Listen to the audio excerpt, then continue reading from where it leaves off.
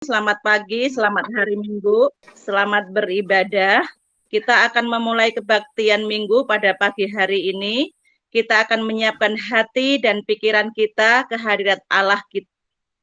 Kita akan mengambil saat teduh sejenak. Mari kita satu dalam doa. Bapa di surga, kembali kami datang kepadamu, mengucap syukur dan terima kasih atas segala berkat, atas segala kesehatan, atas segala perlindungan yang Tuhan berikan kepada kami semua. Hingga pada pagi hari yang indah ini, kami dipertemukan kembali dalam ibadah persekutuan kami, kebaktian Minggu pada pagi hari ini. Kami bersyukur atas semua kebaikan Tuhan. Walaupun di masa-masa sulit dikarenakan pandemik, tapi kami yakin dan percaya Tuhan selalu menjaga dan menyertai kami jemaat-Mu GKP Immanuel Kerawang. Ya Bapak, kami anak-anak-Mu berdoa memohon kasih dan karunia-Mu agar Engkau hadir di tengah-tengah kami. Kami akan memulai ibadah kebaktian Minggu secara online pada pagi hari ini. Bapak, kami mohon pimpinan dan penyertaan-Mu pada jalannya ibadah pada pagi hari ini, mulai dari awal, pertengahan, hingga akhir. Biarlah hanya nama-Mu yang dimuliakan, dan biarlah Roh Kudus-Mu yang memimpin kami untuk beribadah sesuai dengan kehendak-Mu. Bapak, kami juga berdoa untuk Ibu Pendeta Ana yang akan menyampaikan firman, kiranya Engkau yang tuntun, Engkau yang urapi dengan Roh Kudus-Mu, dan bawalah kami jemaat-Mu mengerti akan firman-Mu. Dan biarlah hati kami terbuka menerima firman-Mu ya Tuhan. Berkatilah jemaat-Mu yang hadir saat ini, begitu juga yang bertugas dan tim mik, prokantor, musik, penatua-penatua yang bertugas, kami serahkan ke dalam tangan kasih-Mu.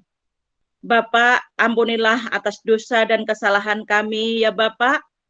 Hanya di dalam nama Tuhan Yesus Kristus kami berdoa. Haleluya. Amin. Jemaat yang dikasih Tuhan, saya akan membacakan pokok-pokok warta jemaat Minggu 15 Agustus 2021. Pelayanan firman pada kebaktian Minggu 15 Agustus 2021 pukul 6 dan pukul 9.00 dilayani oleh Pendeta Ana Mariani Sarniem STH. Pukul 17.00 dan kebaktian dan pos kebaktian dilayani oleh Bapak Pendeta Agus Paulus Husein MSI Teologi.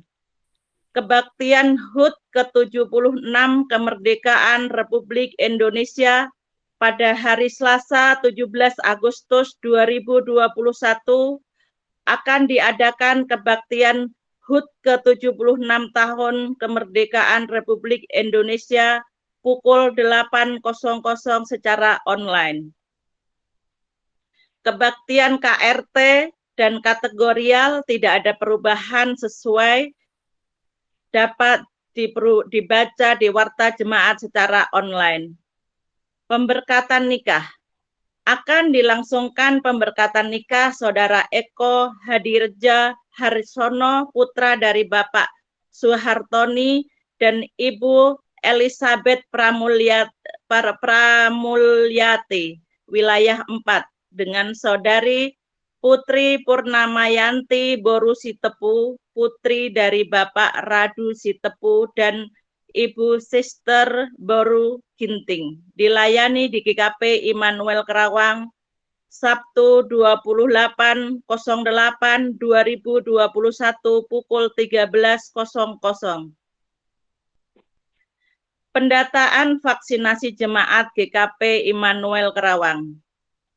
GKP Immanuel Kerawang mendukung program vaksinasi sebagai upaya meningkatkan imun masyarakat guna memutus mata rantai penularan COVID-19. Untuk mengetahui imun jemaat GKP Immanuel Kerawang, sehingga memberikan kenyamanan bila dilakukan kebaktian secara onsite. Maka dimohon anggota jemaat dan simpatisan berkenan mengisi pendataan vaksinasi melalui Google Form atau pendataan vaksin GKP Kerawang. Komisi Pelayanan Perempuan. Komisi KPP akan mengadakan webinar KPP secara online dilaksanakan pada hari Sabtu 21 Agustus 2021. Waktu pukul 10 sampai dengan 12.00 WIB. Untuk topik kaum perempuan berkarya di tengah pandemik. Narasumber Ibu Pendeta Ana Mariani Sarniem STH, Ibu Eva Trinida Niman, Ibu Hindun. Demikianlah pokok-pokok warta jemaat yang kami sampaikan. Warta jemaat selengkapnya dapat dilihat di warta jemaat yang dibagikan secara online melalui WA Group Wilayah. Terima kasih, Tuhan memberkati kita semua.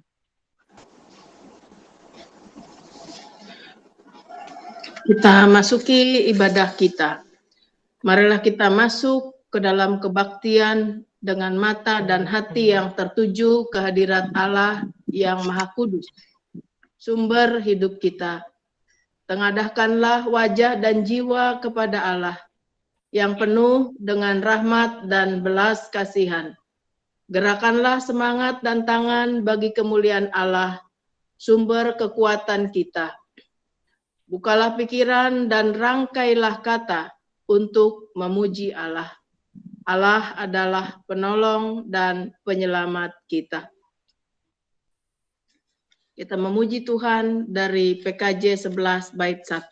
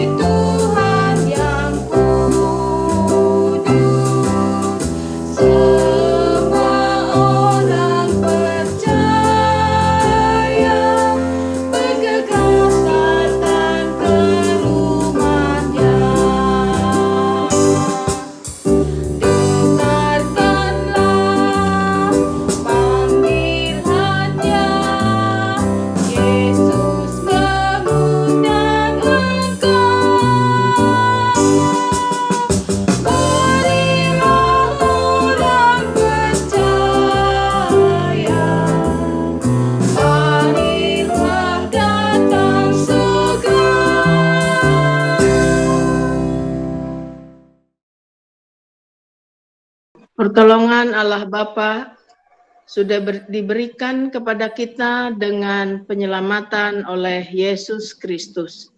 Amin. Amin. Kasih karunia dan damai sejahtera dari Allah menyertai saudara.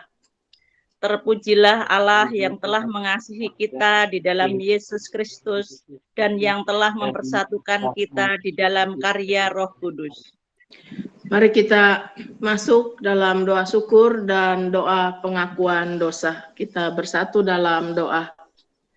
Tuhan Allah kami, Allah yang begitu baik, yang tetap setia menyertai setiap langkah perjalanan dan kehidupan kami. Ada berbagai peristiwa yang kami jumpai dalam minggu-minggu ini. Peristiwa suka yang membuat kami terus memelihara rasa syukur kami. Namun ada juga kami harus mengalami kesedihan yang mengingatkan kami bahwa kami membutuhkan Engkau untuk hadir, menopang, memberikan kekuatan kepada kami.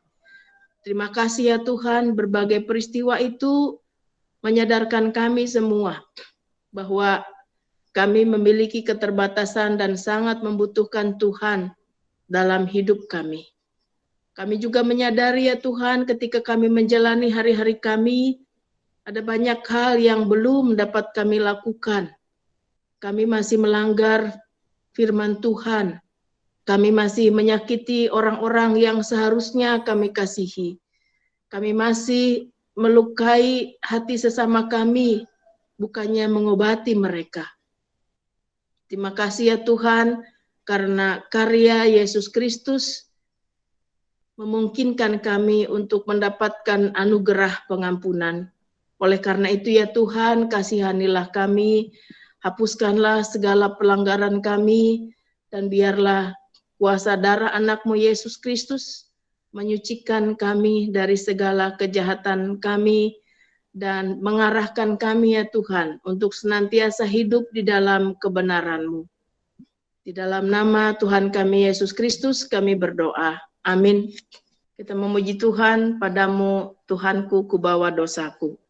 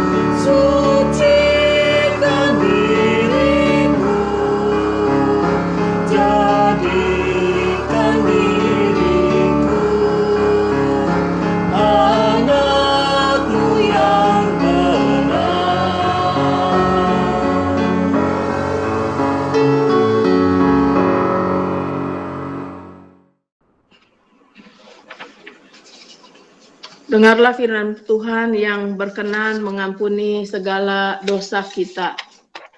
Anak-anakku, hal ini kutuliskan kepadamu supaya kamu jangan berbuat dosa. Namun jika seorang berbuat dosa, kita mempunyai seorang pengantara pada Bapa, yaitu Yesus Kristus yang adil, dan Ia adalah pendamaian untuk segala dosa kita.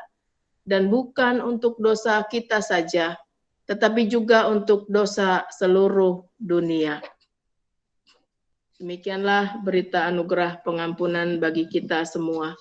Dan kini kita akan mempersiapkan pembacaan Alkitab kita dari Yohanes 6 ayat 52 sampai 59. Kita mempersiapkan pembacaan Alkitab kita. Yohanes 6 ayat 52 sampai 59. Sebelumnya mari kita bersatu di dalam doa. Tuhan Allah kami, Engkau senantiasa mengaruniakan firman kepada umat-Mu supaya tidak berjalan di dalam kegelapan. Saat ini Tuhan, kami juga rindu akan firman-Mu, terlebih dalam situasi pandemi COVID ini ya Tuhan. Kami tidak mungkin untuk sementara waktu bersekutu dengan bertatap muka. Namun kami yakin ketika kebaktian kami dilakukan secara virtual pun Tuhan hadir di dalamnya. Oleh karena itu kami telah membuka hati dan pikiran kami untuk mendengarkan sabda yang disampaikan hamba-Mu. Layakanlah hamba-Mu dan biarlah kami yang mendengarkan juga oleh tuntunan kuasa Roh Kudus, kami dimampukan untuk memahami firman-Mu dan memberlakukannya dengan penuh kesetiaan, serta kami menemukan kebenaran dan janji Tuhan yang memperkuat iman, pengharapan, dan kasih kami kepadamu. Dalam Kristus kami berdoa. Amin. Yohanes 6 ayat 52 sampai 59, kita akan menyimaknya demikian. Orang-orang Yahudi bertengkar antara sesama mereka dan berkata, bagaimana ia ini dapat memberikan dagingnya kepada kita untuk dimakan? Maka kata Yesus kepada mereka, aku berkata kepadamu, sesungguhnya jikalau kamu tidak makan daging anak manusia dan minum darahnya, kamu tidak mempunyai hidup di dalam dirimu. Barang siapa makan dagingku dan minum darahku, ia mempunyai hidup yang kekal, dan aku akan membangkitkan dia pada akhir zaman. Sebab dagingku adalah benar-benar makanan, dan darahku adalah benar-benar minuman. Barang siapa makan dagingku dan minum darahku, ia tinggal di dalam aku dan aku di dalam dia. Sama seperti Bapa yang hidup mengutus aku dan aku hidup oleh Bapa. Demikian juga barang siapa yang memakan aku akan hidup oleh aku. Inilah roti yang telah turun dari sorga. Bukan roti seperti yang dimakan nenek moyangmu dan mereka telah mati. Barang siapa makan roti ini, ia akan hidup selama-lamanya. Semuanya ini dikatakan Yesus di Kapernaum ketika ia mengajar di rumah ibadat. Demikian pembacaan Alkitab kita, dan yang berbahagia adalah yang mendengar firman Tuhan serta memelihara di dalam hidupnya. Haleluya. Haleluya, haleluya,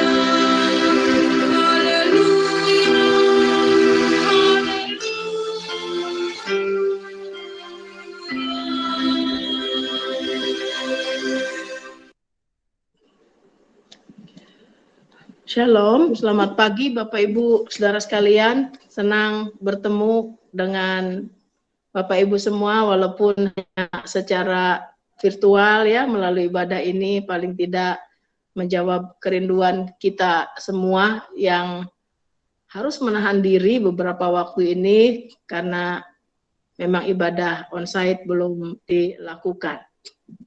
Bapak Ibu Saudara sekalian yang dikasih dalam Tuhan Yesus Kristus, tema khotbah untuk hari ini adalah Kristus tempat hatiku berpaut untuk berkarya. Ada gambar Kristus, ada gambar hati di dalamnya. Ya, Bapak Ibu Saudara sekalian, banyak orang yang di era digital, komunikasi digital yang makin luas ini membagikan kegagalan pemahamannya sebagai pengikut Kristus di media sosial. Maksudnya begini, sebagai pengikut Kristus kan seharusnya memelihara baik ucapan ya, tindakan, perilaku, sikap, perbuatan, apapun itu. Ketika Kristus ada di dalam kehidupannya, Kristus ada di kepalanya, Kristus juga ada di jari-jari tangannya, maka dia akan mengendalikan perkataannya. Karena zaman sekarang orang berkata-kata tidak hanya melalui mulut, tetapi jari-jari kita juga bisa berkata-kata melalui tulisan. Contohnya banyak orang yang kalau kesal dia umbar kesalahannya, kekesalannya. Dia umbar kemarahannya kepada orang lain. Ya, sehingga panjang lagi rentetannya, harus berhadapan dengan hukum ya, pencemaran nama baik dan lain sebagainya. Ada orang yang mengumbar kekecewaan terhadap si A, si B, si C, lembaga dan lain sebagainya. Untuk mungkin mendapatkan simpati ya. Ini yang menyedihkan bagi kita sekalian. Sementara kalau hari Minggu, Bapak Ibu Saudara sekalian, orang itu misalnya rajin ya, mengikuti ibadahnya rajin, bahkan aktivis di gereja, tapi pada saat bermedsos itu kita mungkin terheran-heran kok bisa dia menulis kata-kata seperti itu. Itu kenapa? Karena Kristus tidak merasuk sampai di hatinya. Karena Kristus tidak mengendalikan hatinya, tidak mengendalikan pikirannya, ya.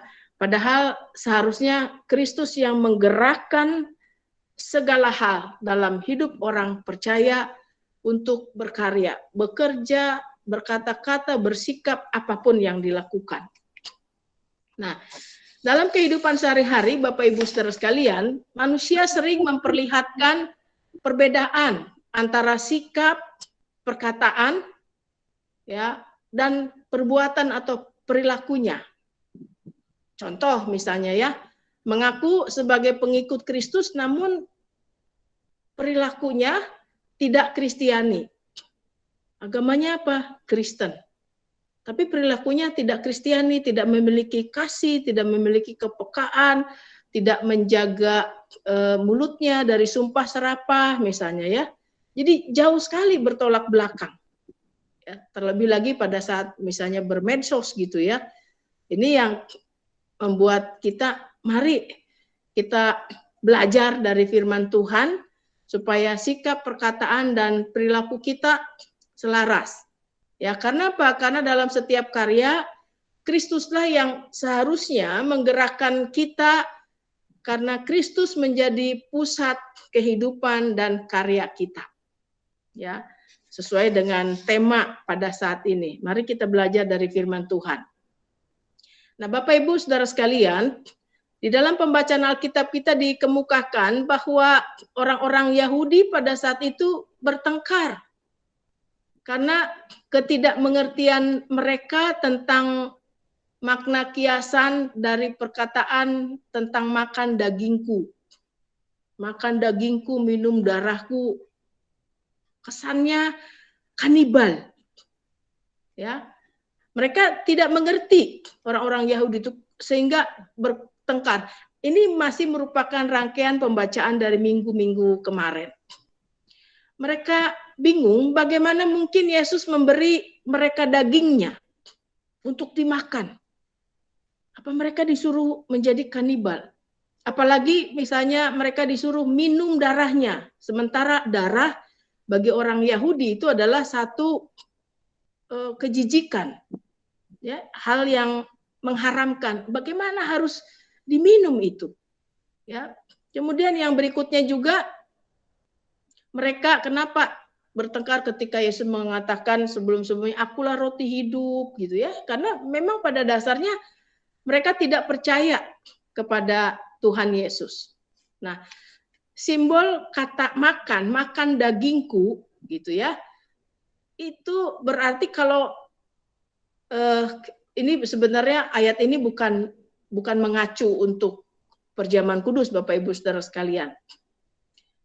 Makan dagingku, kalau kita makan ya, kita makan berarti makanan itu masuk ke dalam tubuh kita. Kalau Yesus kemudian mengatakan minum darahku, berarti kalau kayak kita air putih kita minum berarti masuk ke dalam tubuh kita. Yang Yesus maksudkan makan dagingku, minum darahku itu bukan secara harafiah. Yesusnya dibunuh, dimakan dagingnya, darahnya dihisap, bukan itu. Tetapi sama seperti makanan dan minuman yang masuk ke dalam tubuh kita berarti menyatu dengan kita. Ada dalam diri kita, gitu ya. Menyatu, menjadi bagian kehidupan kita. Artinya, kalau kita makan dan minum darah Kristus, itu artinya menerima Kristus di dalam kehidupan kita. Sehingga pikiran, tindakan, perilaku kita dikendalikan oleh Kristus.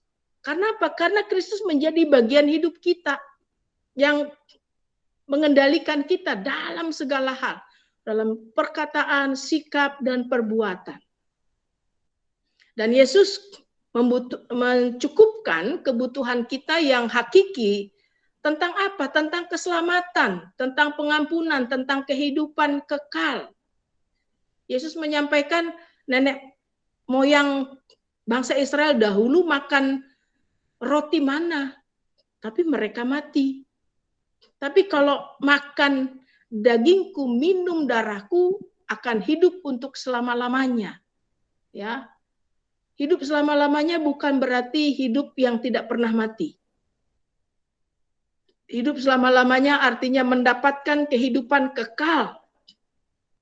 Orang mencari keselamatan ada dalam Kristus. Rasul Paulus mengatakan, ketika kita hidup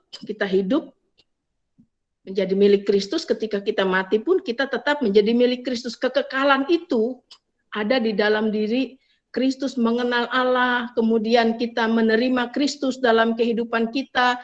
Kita juga mempunyai hubungan yang dekat, yang erat dengan Kristus dari hari ke hari. Di situ yang disebutkan kehidupan kita yang bersama-sama dengan Kristus untuk selama-lamanya. Jadi makanan dan minuman sejati itu merupakan kebutuhan hidup kita, ada di dalam Kristus. Ketika Kristus menyatu, ketika kita menerima Kristus dalam hidup kita, menyatu menjadi bagian hidup kita, disitulah kita sudah mendapatkan hakikat, yaitu hidup yang sejati. Makanan dan minuman yang kita butuhkan, yaitu merupakan kebutuhan pokok, kan makan, kebutuhan pokok. Orang nggak minum dehidrasi. Ya, orang yang dehidrasi bisa kacau pikirannya, ya lama-lama bisa meninggal dunia. Dan itu kebutuhannya sudah ada dalam Kristus, yaitu memberikan hidupnya melalui karyanya. Nah, Bapak Ibu Saudara sekalian, artinya ialah bahwa setiap orang percaya yang menerima Kristus menjadikan Kristus sebagai yang utama dalam hidupnya. Ya. Jadi ketika kita bekerja, kita memuliakan Kristus. Ketika kita berkata-kata, kita memuliakan Kristus. Ketika kita bermedsos, kita memuliakan Tuhan di dalamnya. Ya. Banyak hal yang bisa kita lakukan, banyak hal keuntungan yang kita peroleh ketika ada media sosial. Ya. Informasi lebih mudah, yang jauh di belahan dunia manapun gitu ya. Kalau ada berita di sini cepat nyampainya, itu keuntungannya. Dan ada banyak manfaat positif yang bisa kita ambil. Ya, kalau Kristus itu menjadi bagian yang utama dalam hidup kita. Itu ya, setiap langkah gerak kita, karena kita sudah menerima Kristus, menjadikan Kristus bagian utama dalam hidup kita, memakan dan meminum darah Kristus berarti Kristus tidak di luar kita, tapi Kristus ada di dalam diri kita, di dalam kepala kita, di dalam hati kita, di dalam setiap langkah indera tubuh kita yang bergerak ini juga selalu kita mengarahkannya untuk memuliakan Kristus. Nah, setiap orang yang menerima Kristus akan memiliki segala sesuatu yang asalnya dari Kristus. Misalnya, ketika kita berkata-kata, adakah kata-kata kita membangun atau kata-kata kita melukai orang lain?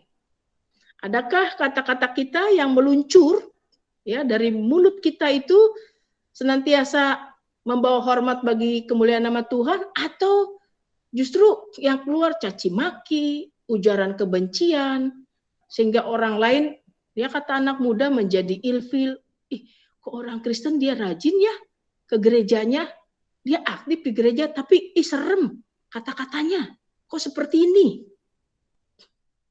Hati-hati kalau ngobrol sama dia, sensi, nanti bisa tiba-tiba marah. Nah, kalau orang yang menerima Kristus, maka perilakunya, segala sesuatu yang dilakukannya, senantiasa itu datang dari Kristus. Kalau kata-kata yang kita ungkapkan itu ujaran kebencian, apa mungkin itu datangnya dari Kristus? Bukan. Bukan dari Kristus, karena Kristus selalu menghadirkan kebaikan, damai, sejahtera. Dan orang yang bersedia menerima Kristus, maka dia akan memperoleh kehidupan yang sesungguhnya, memiliki hubungan yang erat dengan Kristus secara pribadi, dan juga dengan Bapa yang mengutus Yesus Kristus. Jadi jelas ya Bapak Ibu Saudara sekalian, memang agak sulit memahami ayat-ayat ini, tapi kalau kita mengerti, oh makan dan minum darah Kristus, memang betul ya pada saat perjamuan kudus kita makan roti, minum anggur sebagai pengingatan bagi kita bahwa Yesus sudah berkorban bagi kita. Ya. Dan kalau kita sudah menerima Kristus, maka segala sesuatu yang kita lakukan, ya, semuanya berasal dari Kristus, memuliakan Kristus, memuliakan Bapa yang sudah mengutus Kristus. Nah, menjadi pengikut Kristus berarti bersedia juga menerima Kristus dalam hidupnya. Menjadi bagian dalam persekutuan. Betul ya, ketika menerima Kristus kita menjadi bagian dalam persekutuan. Yang dipersatukan di dalam Kristus. Betul, tapi bukan hanya itu. Berarti kalau menerima Kristus, hidupnya juga akan selalu berpusatkan pada Kristus, bukan pada yang lain. Bukan pada egonya, bukan pada emosinya, bukan pada pementingan dirinya sendiri, tetapi selalu berpusat pada Kristus. Nah, Bapak Ibu Saudara sekalian, tidak jarang dalam menghadapi kehidupan yang berat ini membuat orang percaya juga menjadi goyah. Dan kemudian apa? Kemudian meninggalkan Kristus karena tidak kuat. Mengikut Kristus, menerima Kristus juga pasti ada tantangan. Ya, dalam diri kita maupun tantangan dari luar. Dan setiap orang yang hatinya berpaut pada Kristus menjadikan Kristus sebagai bagian hidupnya. Kristus, di dalam Kristus hatinya berpaut untuk terus berkarya, maka dia akan merasakan penguatan dari Tuhan. Termasuk ketika kita menghadapi pandemi COVID saat ini. Setiap orang yang percaya yang telah menerima Kristus, ya tadi makan daging Yesus, minum darah Yesus, hidupnya akan senantiasa mengucap syukur. Hidupnya akan senantiasa melakukan apa yang berkenan, melakukan kehendak Tuhan. Karena apa? Karena Kristus menjadi pusat kehidupannya, bukan lagi dirinya. Kepentingan dirinya dia singkirkan. Dia lebih mengutamakan apa yang berkenan di hati Yesus. Dan dampaknya adalah juga melakukan karya terbaik dalam kehidupan sehari-hari. Dalam setiap kondisi. Karena apa? Karena Kristus yang menggerakkan hatinya, menggerakkan pikirannya, menggerakkan langkahnya, perilakunya, kata-katanya, semuanya berasal dari Kristus. Bapak Ibu Saudara sekalian, ada seorang nenek, dia buta huruf. Buta huruf, tapi dia tetap tekun dan setia. Kemudian ada anak muda datang mewawancarainya. Anak muda ini ingin mengetahui sejauh mana sih pengenalan si nenek ini terhadap Kristus. Ya, pemuda ini mewawancarai kemudian menanyakan tentang kisah-kisah dari Alkitab dan lain sebagainya. Secara sederhana nenek ini mengatakan, "Nah, maaf, nenek kan buta huruf. Nenek tidak mengerti cerita-cerita Alkitab itu secara keseluruhan. Cuma sepintas aja yang nenek tahu. Kalau ditanya tentang sejarah bagaimana Tuhan berkarya dalam kehidupan umatnya, bangsa Israel di perjanjian lama, wah nenek apalagi sekarang udah tua, banyak lupanya." Kemudian anak muda ini bertanya, "Mengapa nenek dalam keterbatasan nenek tidak banyak tahu tentang cerita-cerita di Alkitab, tentang karya Yesus dan lain sebagainya. Kenapa nenek masih tetap beriman?" Dia bilang apa? "Satu hal yang saya tahu, yang membuat saya tetap beriman pada Yesus, yaitu Yesus mengajarkan yang baik. Dan saya belajar dari Yesus untuk melakukan kebaikan." "Oh iya, itu aja Nek?" "Iya." Nah, ternyata si nenek ini juga menawari anak muda itu makan gitu ya, yang mewawancarainya makan walaupun dengan menu sederhana dan lain sebagainya. Terus anak muda ini bertanya, "Apakah nenek selalu bersikap seperti ini?" "Ya, saya bersikap seperti ini kepada siapapun, bukan kepada anak aja gitu ya, bukan kepada Anda saja, tetapi sejauh nenek bisa melakukan kebaikan akan nenek lakukan." Karena apa? Karena itu yang nenek lihat dalam diri Yesus. Ini luar biasa Bapak Ibu Saudara sekalian. Ternyata iman si nenek ini tidak bisa diukur dari pengetahuannya tentang Alkitab gitu. Terbatas sekali dia. Tapi perilaku sehari-harinya dia tunjukkan melalui kebaikan yang dia bisa berikan. Termasuk melalui keramah tamahan nenek ini yang buta huruf kepada anak muda yang mewawancarainya. Apa yang bisa ia lakukan ya dengan memberikan kopi, makanan ala kadarnya. Dia mengatakan, saya berusaha di sisa hidup saya, apalagi udah uzur begini, melakukan kebaikan. Sama seperti yang Yesus lakukan. Tidak banyak yang dia pahami tentang Yesus, yang dia tahu bahwa Yesus melakukan kebaikan. Dan saya harus meneladani Yesus. Tidak banyak yang dia ketahui Bapak Ibu Saudara sekalian. Nah, kita mungkin sebagai generasi muda ya, sebagai orang-orang yang hidup zaman sekarang, kita bisa baca Alkitab sekarang macam-macam ya. Alkitabnya mudah, digital dan lain sebagainya. Tetapi bisa nggak kita melalui perilaku kita, melalui sikap kita, melalui perkataan kita, kita menunjukkan bahwa Kristus itu hidup di dalam diri kita. Kita sudah menerima Kristus dengan makan dan minum darahnya, secara simbolik tentunya ya. Artinya menerima dia dalam hidup kita, Yesus menjadi bagian kehidupan kita yang kemudian menguasai dari mulai otak, hati, seluruh anggota tubuh kita. Sehingga segala sesuatu yang kita lakukan termasuk melalui jari-jari senantiasa karena hidup kita berpusatkan pada Kristus, selalu memuliakan Kristus juga. Adakah yang itu yang kita lakukan? Keramah tamahan, kebaikan, ya. Kemudian tutur kata kita baik melalui verbal, ya, perkataan kita maupun melalui jari-jari, kemudian relasi kita dengan teman-teman sekerja, relasi kita dengan orang lain, relasi kita dengan masyarakat, adakah di dalamnya orang lain melihat bahwa sesungguhnya Kristus yang kita muliakan melalui seluruh aktivitas kita. Kalau kita sudah menerima Kristus, maka orang akan melihat bahwa Kristus yang menghidupi kita, Kristus yang menggerakkan kita untuk berbuat, untuk berkata-kata, untuk bersikap. Dan semuanya membawa kemuliaan bagi Kristus. Sehingga kita selalu menghadirkan damai, sukacita, kasih, ya, kepedulian, kebaikan dalam kehidupan dengan sesama. Oleh karena itu, Bapak Ibu Saudara sekalian, jadikanlah Kristus ada di dalam hati kita. Kristus berpaut dalam hati kita.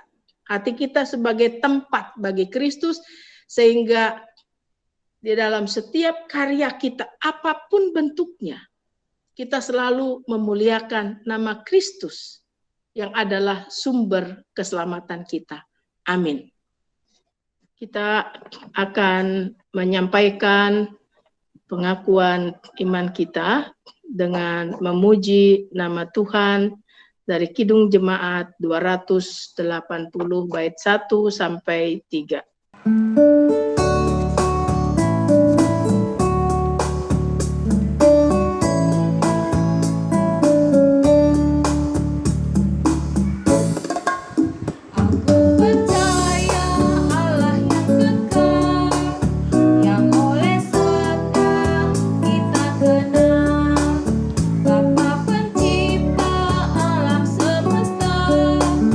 Yang mengasihi manusia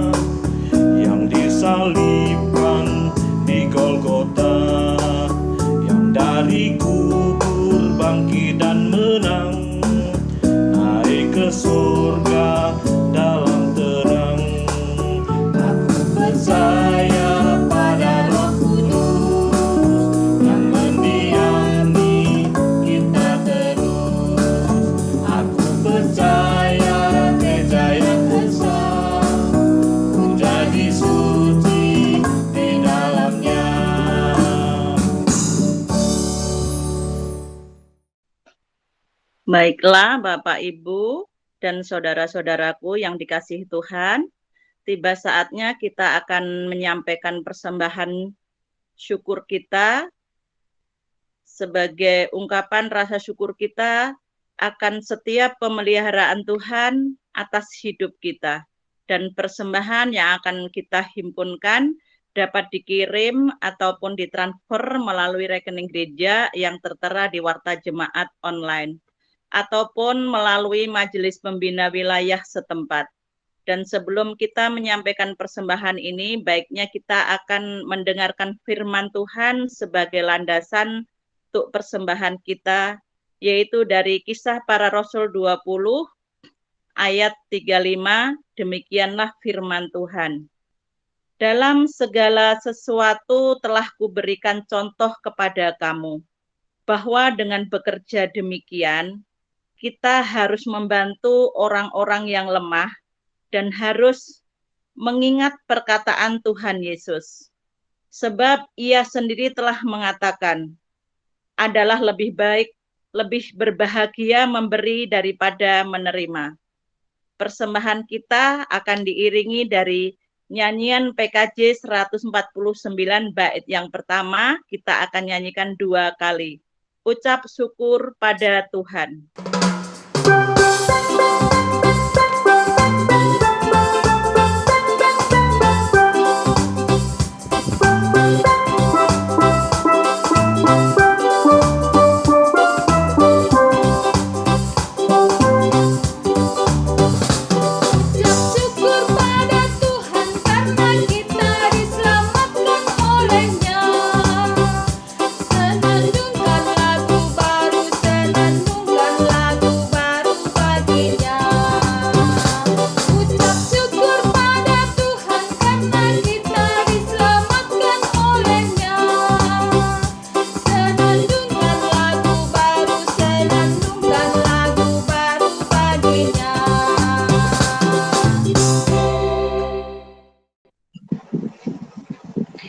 Kita akan membawakan persembahan kita dalam doa sekaligus dengan doa syafaat. Mari kita bersatu di dalam doa.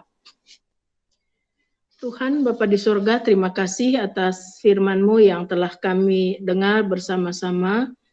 Kiranya Kristus tempat hati kami berpaut untuk berkarya, benar-benar boleh kami alami, kami rasakan secara nyata. Kiranya hidup kami hanya berpusatkan Kristus yang menggerakkan setiap sikap, perkataan, dan perilaku kami ya Tuhan. Karena Kristus sudah memberikan anugerah keselamatan, pengampunan, dan kehidupan kekal. Di dalam Dia kami memperoleh yang kami butuhkan. Karena Kristus sudah berkarya melalui pengorbanannya di kayu salib. Dengan kematiannya kami menjadi hidup. Melalui kebangkitannya kami diberikan harapan baru. Oleh karena itu ya Tuhan, biarlah dalam setiap langkah, gerak, dan karya kami, hanya Kristus yang kami muliakan. Saat ini kami telah menghimpunkan persembahan. Kiranya Tuhan kuduskan persembahan kami, sehingga bisa dikelola dengan baik, dan majelis jemaat juga yang mengelola persembahan kami dengan bijak ya Tuhan, mereka bisa menggunakannya bagi pelayanan yang membawa hormat dan kemuliaan nama Tuhan. Saat ini kami juga ingin menaikkan doa-doa kami ya Tuhan. Kami ingin berdoa bagi saudara-saudara kami yang dalam keadaan sakit dan membutuhkan uluran tangan Tuhan, jamahan Tuhan. Kami berdoa untuk saudara-saudara kami yang dirawat di Bayukarta, anak Lionel Sabajan, Opa Sunarta Slamet. Demikian pula ya Tuhan untuk yang dirawat di Rumah Sakit Anak Harapan Kita, anak Ezekia, di Rumah Sakit Cipto, Dr. Erik Suhendra, di Rumah Sakit Dewi Sri, Ibu Olivia Pakpahan, dan Saudari Sevanya dari wilayah 2. Kiranya Tuhan akan memulihkan keadaan saudara-saudara kami, ketekunan mereka untuk menjalani perawatan, juga perhatian dari keluarga. Akan memulihkan saudara-saudara kami di hari-hari mendatang. Kami juga berdoa ya Tuhan bagi saudara-saudara kami yang dirawat di rumah, Kaleb Tarigan, Ibu Esther Marsani, Ibu Maya Sihombing, Bapak Kim Yang, Bapak Tony Tonang, Bapak Kusnadi, Ibu Kun Mariatin, Bapak Sarvin Kusnadi, Bapak Arianto, Ibu Cecilia Hubdayati, Ibu Haryanti Suparman, Bapak Budiman, Bapak Andri Jaikin, Ibu Lestari, Bapak Basuki, anak Sevira, Ibu Hana Suratina, Ibu Oktavina Yudiarti, Bapak Widodo, Ibu Dian Herdianti, Ibu Kurnia Kristantia, Saudara Daniel Abednego, Bapak Yanes Jalimun, Saudara Jesse, Bapak Nur Sahid, Ibu Muria, Ibu Susi Marlina, Bapak Ruswan dan keluarga, Ibu Revi Sitorus, dan saudara-saudara kami yang lainnya, kiranya Tuhan akan memulihkan mereka di hari-hari yang akan datang. Kiranya mereka tetap tabah dan sabar dalam menjalani pengobatan serta perawatannya. Kami juga berdoa untuk orang tua kami yang lanjut usia, kiranya dalam pemeliharaan keluarga mereka tetap menjalani hari-hari hidupnya dengan penuh sukacita. Bagi yang sedang dalam pergumulan, kiranya Tuhan juga memberikan kekuatan, pertolongan, dan kebijaksanaan, terutama ketika mereka harus mengambil keputusan.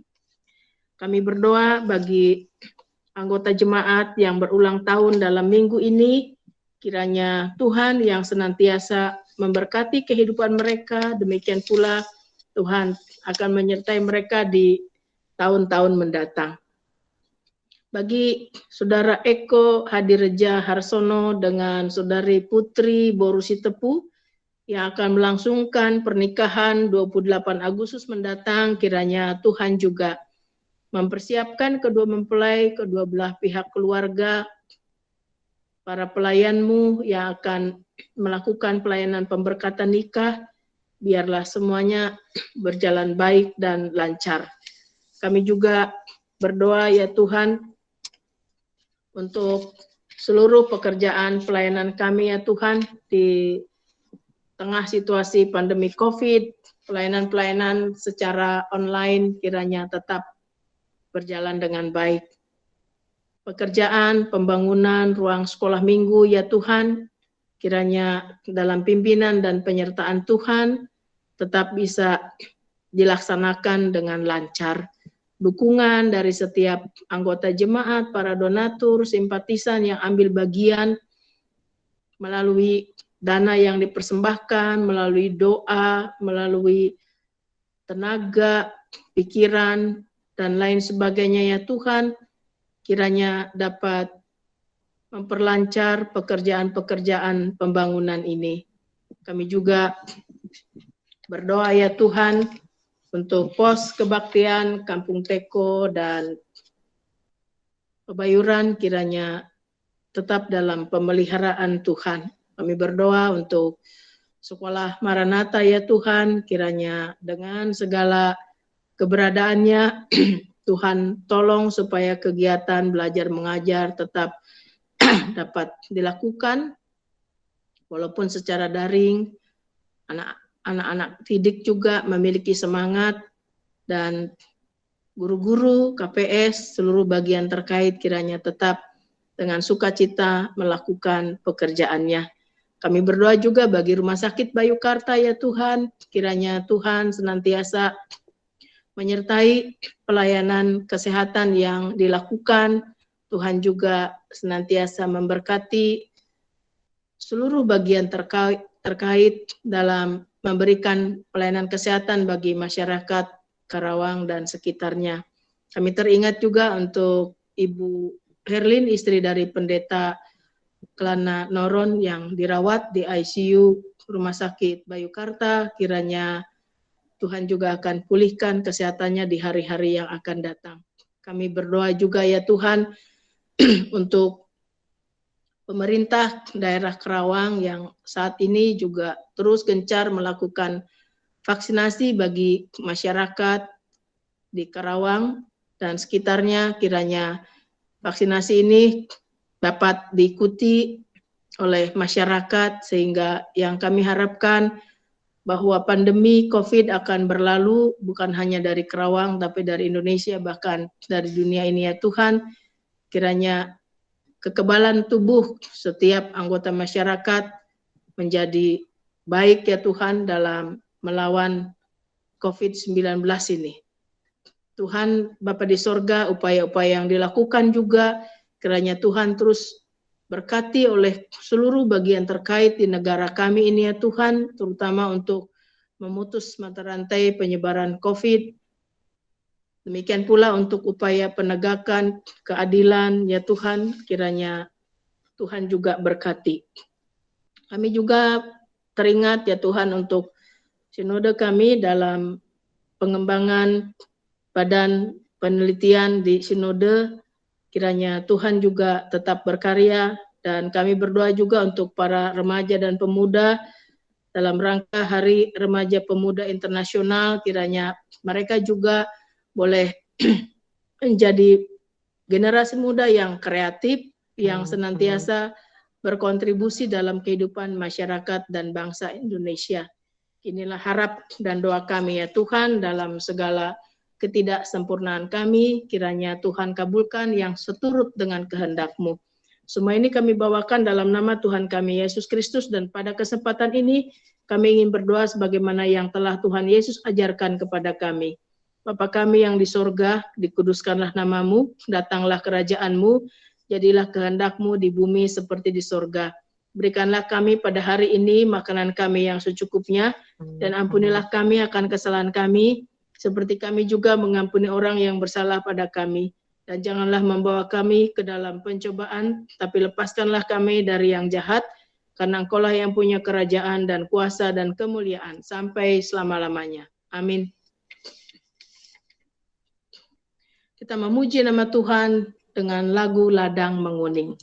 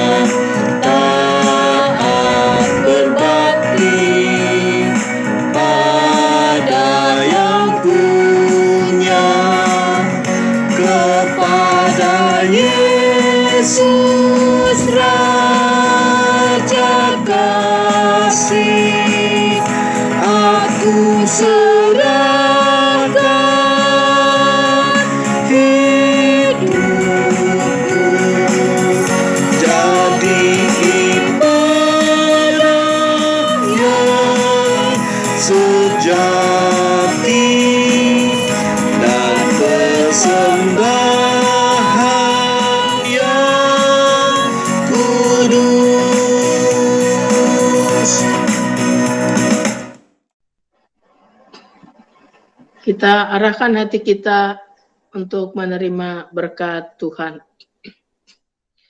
Allah berjalan di depan untuk menuntun engkau. Allah berjalan di belakang untuk menguatkan engkau. Allah ada di sekelilingmu untuk engkau sekarang dan selama-lamanya. Haleluya. Amin.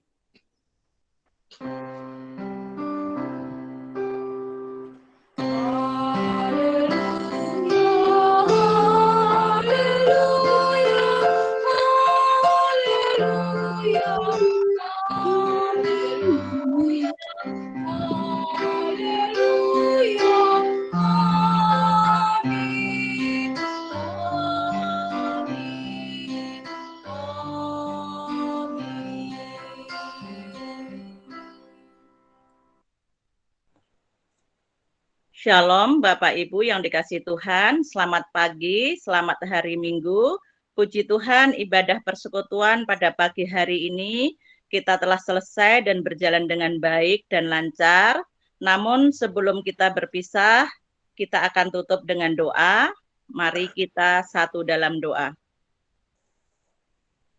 Ya Bapak, kembali kami datang kepadamu, mengucap syukur dan terima kasih atas segala pimpinan dan penyertaan-Mu yang tak henti-hentinya Kau curahkan kepada kami semua. Kami dari rumah kami masing-masing dengan hati yang penuh rasa syukur, kami datang kepadamu, kami berterima kasih atas segala penyertaan-Mu hingga rangkaian ibadah minggu pada pagi hari ini berjalan dengan baik dan lancar. Biarlah semua ini boleh menjadikan berkat bagi kami, pribadi lepas pribadi, keluarga antar keluarga, dan khususnya bagi persekutuan jemaat Tuhan. Agar apapun yang terjadi dalam kehidupan kami tetap memiliki pengharapan bahwa Tuhan tetap berada bersama kami dan selalu memampukan kami untuk tetap bersyukur dan setia melayani Tuhan. Bapak, berkati kami semua dalam pelayanan di hari-hari mendatang. Berkati Ibu Pendeta Ana dalam pelayanan selanjutnya. Berkati semua tim yang bertugas dan kami juga mohon Tuhan pimpin dan berkati ibadah pukul 9, pukul 17 agar semua berjalan dengan baik dan lancar. Bapak, kami akan berpisah dengan yang lain, dengan saudara-saudara terkasih kami. Kiranya Tuhan memberkati kami semua dengan kasih dan rahmat yang berasal dari Tuhan. Terpujilah Tuhan kekal selama-lamanya. Haleluya. Amin. Selamat hari Minggu. Tuhan Yesus memberkati.